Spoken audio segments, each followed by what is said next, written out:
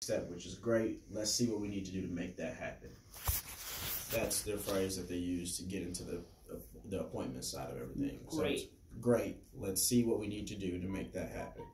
So going into the actual setting of the appointment, you should avoid scheduling 48 hours out. Don't go past 48 hours. I told you.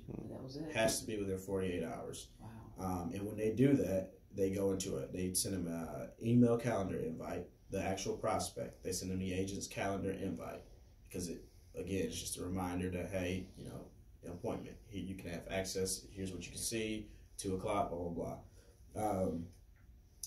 You do a 24-hour call from the agent. Within 24 hours, they need to call that prospect and introduce themselves. Doesn't have to be a long, drawn-out conversation. It's just, hey, Lamar, you mentioned that you want to downsize. I know you spoke with KJ. Looking forward to meeting you tomorrow, at 6. My name is Lamar, or my name is KJ Mayweather, blah, blah, blah. So you go into introducing yourself. So you have, when you get 60 to 70% of people that answer the phone for the confirmation, 90% show up. So out of the 60 to 70% that answer to get the confirmation, they've shown that 90% of them show up, which is really high. So you do the email confirmation, you do the calendar invite from the agent, you do a text and a phone call. All 4 of those things after booking an appointment to get it to stick. So in the text message is not the first thing. The phone call is. Calendar invite, you obviously send right away. The agent calling, that's the next day. But yeah, the text, leave a voicemail after you call. Let them know, hey, just calling you. I know you spoke with such and such. Look forward to meeting you at 2. So the flip side to it is when they no-show, you call them 1 to 2 hours after they no-show. Don't just let them fall by the wayside. Say, well, they didn't show up. 1 or 2 hours after they didn't show up, you call them and let them know, hey, I missed you. And then what you want to say to them is, I'm concerned. That was their biggest phrase. I'm concerned. You said you wanted to downsize. We wanted to make that happen for you. I'm concerned because you didn't show up. I know things come up all the time. So it's just coming from a place of, you really showed me that you were interested in doing this. I'm confused. What's going on? Let's make this happen. So that's what they use. So let me see. So when you're setting the appointment within that 48-hour window, they say, you phrase it to them. So it's based on the agent, but what they do is they save their Saturdays and Sundays for open houses and showings. They don't try to book weekend appointments, which was new. They don't go for booking weekend appointments. They say, hey, and so here's what their phrase is. So when you get them on the phone, you say, hey, I have it tomorrow at Tuesday at 2 or tomorrow at 4. Which one of those times can you commit to? And if they give you an excuse, oh, I have to work. When's your lunch hour? And if they say, oh, I can't take my lunch. Okay, well, let me think. What about this?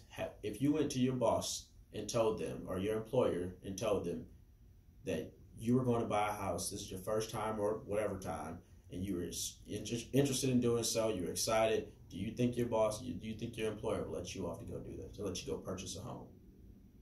And most employers will probably say yes. And she says, treat it as if it's a doctor appointment. Do you think your boss will not let you go to the doctor? That's how professional we want to come off as. This is a doctor's appointment. And they say the doctor that makes you go Monday through Friday, right? They don't let you go on a Sunday. You have to go to the doctor Monday through Friday, and you have to make time for it. So they say that's exactly what this is. Make time for this, because this is your dream, not mine.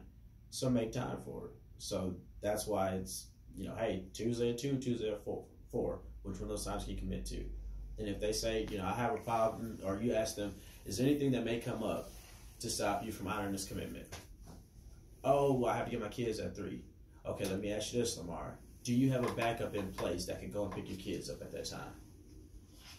Oh, and they say an example might be, oh, you know what? I guess I can call their aunt or the nanny or somebody. Perfect. When can you reach out to the nanny to confirm? Because I want to call you back to make sure the nanny's going to be able to pick your kids up so we can make sure we lock this in. So that was big. And then you phrase it to them when they say, oh, I really love the weekends. You put them on hold. They say putting them on hold is actually key. Because when you have the calendar up in front of you and you're like, oh, yeah, I have a Tuesday at 3, I have a Thursday at 4, it sounds like you're open. So they say put them on hold. hold on, let me check the calendar. Push mute, come back, hey, I just looked at the calendar, here's what I have. And again, that's what they do at the doctor. So it's a professional environment. It goes back to that. And then what you tell them, Lamar, so if they say, Lamar, I really just want to come in on Saturday. Their phrase is, I understand you want to come in on the weekends, but we use our weekends for active clients. We use our weekends for active clients who are actually wanting to go out and see properties. And when you get to that point in this process, wouldn't you like to be one of those people on the weekends that the agent can spread out their time for you to go out and show you properties? So weekends are for active clients. That's their phrase.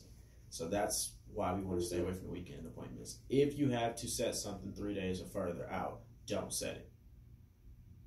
Don't set it. Hey, you know what? I know it's a couple days away. Let's just put this on hold. I'll call you back tomorrow, and we'll see if we can lock in a better time. They say it's going to happen Thursday or Friday. People want to wait till Monday or Tuesday. Don't do it. Just follow up with them. Hey, it's Saturday. You still want to meet Monday. 48 hours away. You have to. That's what they say. So they also mentioned in the text message, in the phone call, hey, you know what?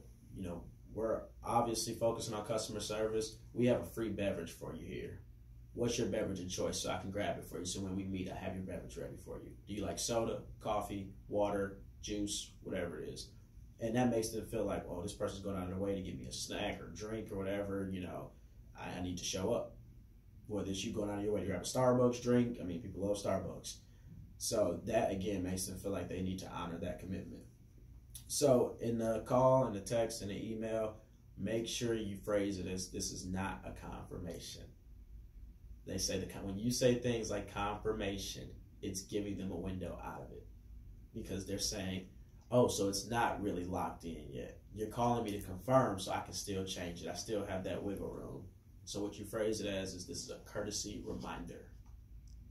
Everything is a reminder, not a confirmation. When you give them a confirmation, they can get out of it. So, and they say, would you want somebody to give you a window out of going to set your dream or, going to fulfill your goals? Well, most people would take it, but you don't want that out. So lock them in as this is a courtesy reminder. So that's the phrase we have to use going forward. And even offer, hey, bring your lunch in.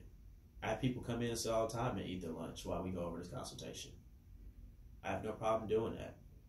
So it's always extending an extra olive branch to get them to come sit down with us.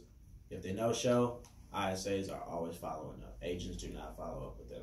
Agent can call an hour or two after the appointment, after the no-show, but it always stays with the ISA like we've always practiced. Other than that, that's my biggest takeaways from all of this. That was worth $1 million. Yeah. That's actually worth, that's $10 million. Yeah. And,